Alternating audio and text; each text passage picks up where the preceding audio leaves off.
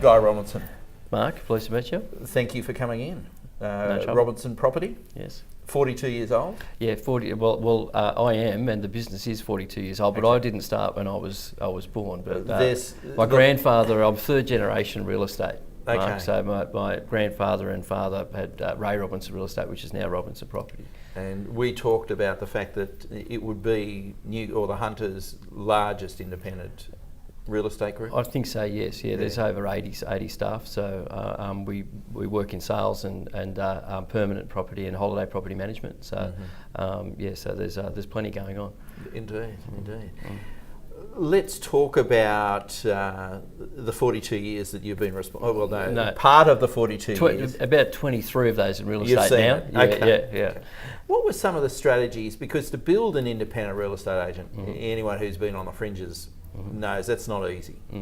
So let's talk about some strategies there. Well, probably the two main things are that when I started working with Dad about 20 years ago, it was just a small office, typical small suburban type real estate office. And the two main things that became apparent with technology is database and having the right scale of business to service the future customer, so to speak. Now that's evolved. I mean, it was different 20 years ago, it's different 15 years ago. But that's evolved from, there was only 6 or 7 people there when I started there. And Dad had run a business of that size his whole life, and that's pretty normal and typical for many real estate businesses. There's over 100 real estate businesses, just Newcastle or Lake Macquarie. So that's still typical of that today, but that type of business is becoming less relevant. We've moved with a database and looking to what we think is the right scale of business to actually move to service the current and future customer. So let's talk about that scalability, because actually we talked about Steve Jobs, and you actually don't ask the customer what they want. You actually you have a vision for what they want, and then you build around that. So surely that's is that what you did? We are, yeah. I mean, basically, if you go back 20 years ago, an agent would have a couple of buyers in his real estate institute diary, maybe. He'd turn up to your house, and you'd talk out about a price, and look, maybe you had a buyer that was ready to go, but really most agents would put a sign up and put an ad in the paper, try and generate some interest through that, have one or hopefully more buyers, but one buyer, negotiate a sale, and that was it.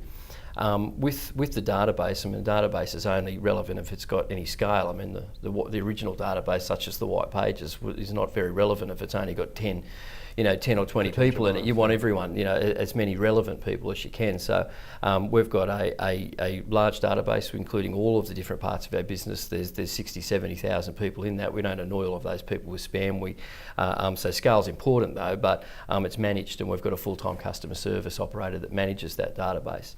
How would that be relevant to today's and future consumer is that instead of just this turning up, putting an ad in the paper in the traditional sense, these days putting an ad on the internet, putting a sign out the front, we're now able to offer a full extra dynamic to actually go out to qualified purchases, that part of the database that is those people, and target those people with the properties that are coming on.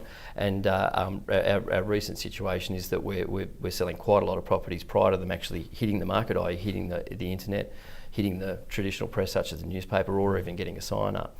We do that through what we call our 2-stage marketing process.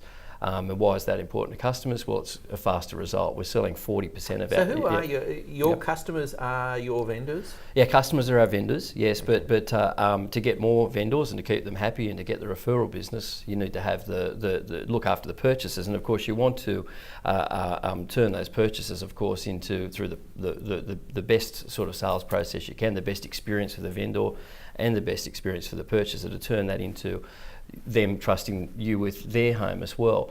And we're selling 40% of our properties now within 4 weeks, with coming through the market's getting better now, but coming through a pretty tough market, it shows that actually works. Is there more reality in the market amongst your clients, amongst your vendors these days, or has that always been a case? As in price wise and that sort of thing? Well, it depends. It depends on the motivation of the vendor.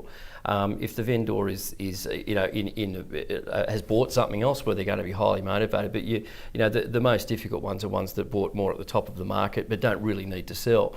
So would you measure them as difficult? Probably not, because they're not really under any real pressure. I suppose the ones that actually expect something that the market can't provide, that are under some other sort of financial pressure, they're the ones that are most difficult to sort of manage. But there's not really too many of those. We've been quite lucky in the Hunter that we haven't had really too much distressed sales, which is good. Yeah.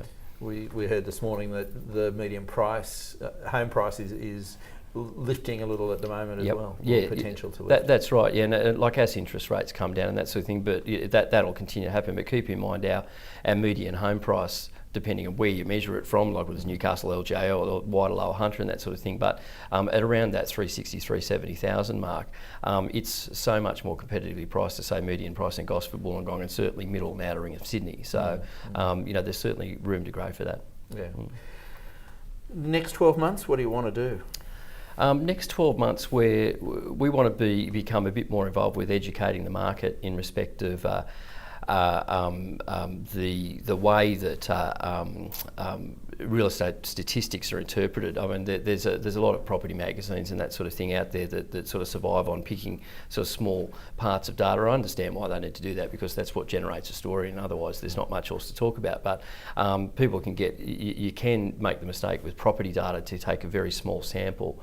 Keep in mind there's not a huge amount of volume. People aren't buying houses as they would buy Coca-Cola or Mars bars or something like that. So you can actually take a sample and selectively look through for big increases or big decreases in a median as a measure, but it doesn't necessarily mean anything. And that's where we think we can come in with our real estate knowledge and actually say, well, look, that's what the data says, but what's happening in reality may be, and quite often is, something else.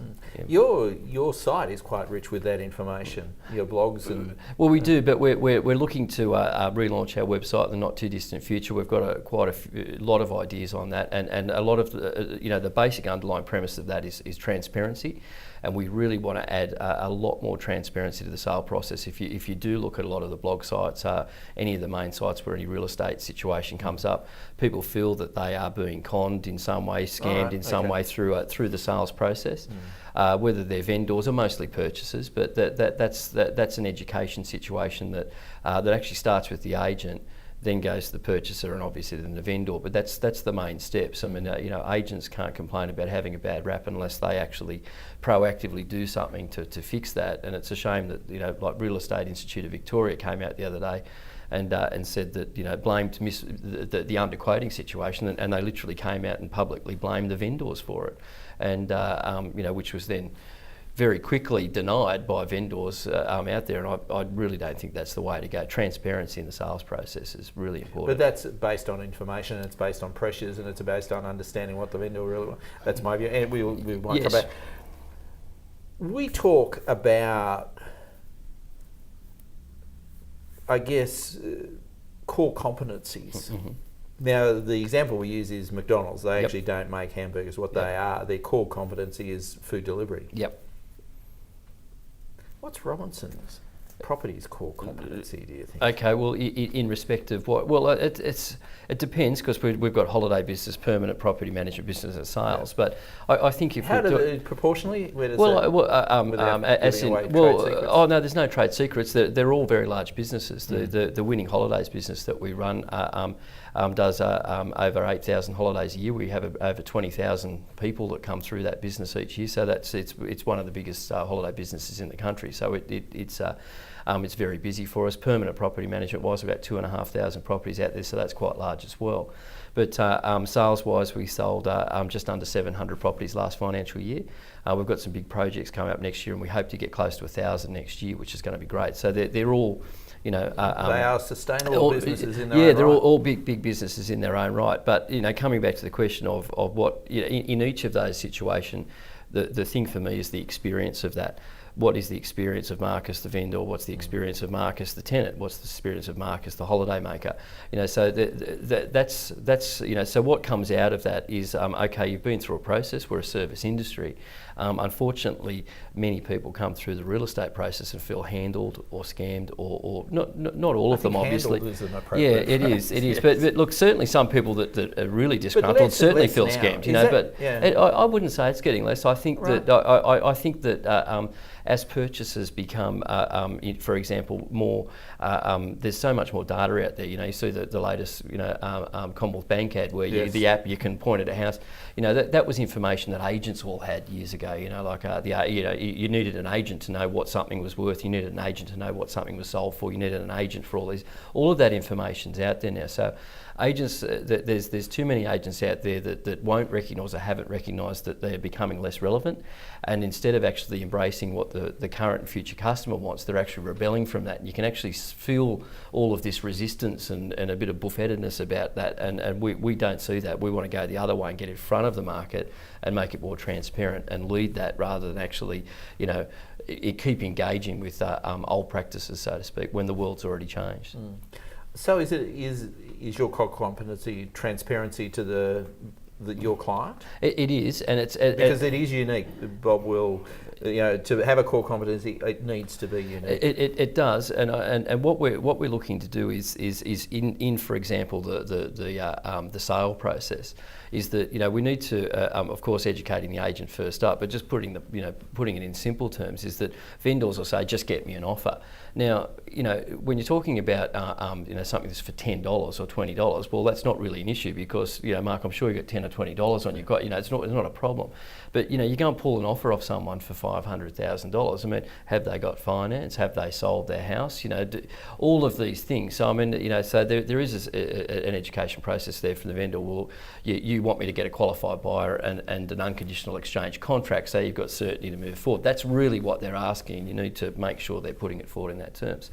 But too many agents, and this is why the agent in education is the premium thing, is that they get excited that they actually get an offer on a property. They don't even ask those other questions. You come in and you look at a place, I think this is really nice and I'll offer $500,000 for it. And they run off and start ringing vendors and all sorts of things like that. That sounds like I've been flippant about it. That's pretty much what happens in many agencies. What needs to happen is to say, look, I think I want to make an offer on this property, was to say, no, Mark, well, just wait a moment. Before you ever make that offer, for it to actually be relevant to the vendor and relevant towards an exchange contract, which is what we're going to be looking from you very, very quickly, because that's where you get gazumped, is in that gap between where you think you're being gazumped, in that gap between where you make an offer and then you exchange a contract, because someone else could come in and buy the property. So what we want to do is say, look, you need to make sure you're ready to actually finalise this negotiation with the vendor, which could even happen and does happen. We could start negotiations now and be finished by the end of today. Are you in a position to sign a contract at the end of the day to secure this property? If the answer to that is no, or possibly not, well, let's just cool down a bit, hold on to your offer for a moment. You need to get your, whatever it happens to be, your finance in order. You're not happy with the building and want to get a pest inspection. You haven't even seen the contract. Let's get that to your solicitor first. Let's get all of those things sorted out. Then you come back and say, I know what the building is, I know what the contract is, I've got all my finance sorted and my offer is this, and then we can go through the process. So agents need to actually be more professional in what they're actually doing, but they have to, as I say, they have to make sure the vendor understands what they're doing, and they need to say to the purchaser, calm down a bit. We're spending a lot of money here, and it is a typical purchase situation to sort of, rather ready, aim, fire. Fire, aim, I'm not even ready yet. Yeah. You've got to, guess what, Mark? You've got that place, 512,000. Congratulations. Oh, good. Now I need to go and do all my stuff. No, that's not how it should work. Okay, and that is new stuff. That is. It is. It's putting that transparency around a process, and of course, as we come into a busier market, and there certainly will be in the next 6 to 12 months, the market will pick up quite quickly, and I'm sure at that bottom end of the market, that 250, 350, 400,000. We're going to get a property on the market and we will instantly have 2, 3, 4 buyers for it very much straight away. Are they local buyers or are they? They are, yeah. There is more and more out of town people coming in as investment. And again, people priced out of the Sydney market, they rent in Sydney and buy in Newcastle for an investment property, and because new studios off the plan in Sydney start around $500,000. You can buy a nice house around Adamstown for $350,000-400,000. So why wouldn't you? So you do find you have those other things. But coming back to those 3 or 4 buyers, if you don't control the process, you make an offer, someone else makes an offer. Now, someone possibly is ready to make a contract. Many agents out there aren't even asking that question. They're going to annoy all 4 parties and really, really piss off the 3 people that miss out. And that's, we can't totally avoid that miss out situation, but what we want every person to be able to do is come through and say, oh, that whole process was handled transparently, it was handled fairly, and I don't believe that there was any underhanded tactics used in that whole process. So that's from the purchaser side. And then I guess probably just quickly on that vendor side of it, that we don't like to have this no price situation. List your property and it's an EOI or priority sale, and there's a whole lot of express sale. There's a whole lot of different agents have these different names for it, and purchasers hate that. Agents love it because they get to not tell you how much your house is worth when they sign you up. You see, so they say, look, and we'll get the purchase, and we can get all of these. Maybe get these larger and much better prices and that sort of thing. That's all avoiding the whole professional way of approaching, saying, Mark, here are all the comparable sales. Here is what we think your home is worth within this market. Let's put together a sales and marketing strategy together to actually get a result. There's too many vendors out there not educated with this process. They're coming in and they're going, okay, well, the agent buys out of the whole thing what my place is worth. Well, let's not put any price on it. Let's just, you sign up here and we'll go out and we'll get 100,000 more than you think because we're going to do this sort of thing. But as the market builds, I was going to say that for the informed vendor knows they're in a stronger position and should ask for that. They should, and look, and that's part of what we're wanting to do. Saying what do we do the next 12 months? We're going to get out there and we really want to educate all the different parts of the market to actually really look out for these these different tricks and things like that. You keep in mind, agents that do this sort of thing all the time. People get not too bad at buying and selling cars in here because you do it more regularly. People only move houses every 6 or 7 years, and Australians, we think we're all really good at real estate, but the fact is that agents are doing this stuff all day, and you've got to be able to look between the situation going, is this thing being set up for me or is it being set up for the agent? So people need to know. Education helps there. They do. That's the thing. So that's what we're looking to do. Okay. Casting your mind back, 20 years. Yep. When you started, what do you wish you knew then that you know now? Probably save a lot of time with the, and I'm very vigorous about this. So when I left the office there, I've only got 2 items in my inbox. I'm religious about this. Do it, delegate it, or delete it. Now, you said 20 years ago we didn't, use email and that sort of thing back then. But I spent a lot of time, doing a letter when a phone call could have sufficed back in the, you're doing a task that is important to someone, might be someone else in the organisation, that you'd have to sit and sort of go, if I didn't do this, what would happen? As everyone that's watching this now, they're going to have 50 things in their inbox that are down below somewhere. Now those things will never get done. I mean, there's no reason that they should be in the inbox because subconsciously, you've already decided that there's no outcome. So, in short, do it. So do the task, delegate it. I'm good at that. Delegate it to someone else, or just go, well, there's no measurable outcome here to anyone. Just delete it. So I'm vigorous about that. Well, you with that discipline. What are you going to do in a couple of years when you got this nailed? I'm assuming you're going to get this nailed. What's your escape strategy? It would have been easier to actually be in that position probably 10 or 15 years ago, because the real estate market's been reasonably static. It's been press and sign but the dynamic of the internet and social media and all this sort of thing, the market's changing, technology's changing things so quickly. I can't even guess where we'd be in 2 or 3 years' time. We're trying to, obviously, and we're trying to plan for what we think is going to happen. But we can't do that with as much certainty as I think, with hindsight, you could have possibly done some years ago with the more simplistic traditional channels and in the marketplace. But I think that we just have to keep moving our situation, and we've got all of our staff very used to change. and that's been a difficult process to actually get through as well. You know, but to have over 80 people that are ready and happy to to do different things and try different things. So that's what you need. And even though we're a big organisation, I think we can move faster than most of the small ones either can or actually want to, which is the main problem. Yeah. Yeah. And again, it comes down to discipline and focus. It does. Yeah. Great session. Thanks, Mark.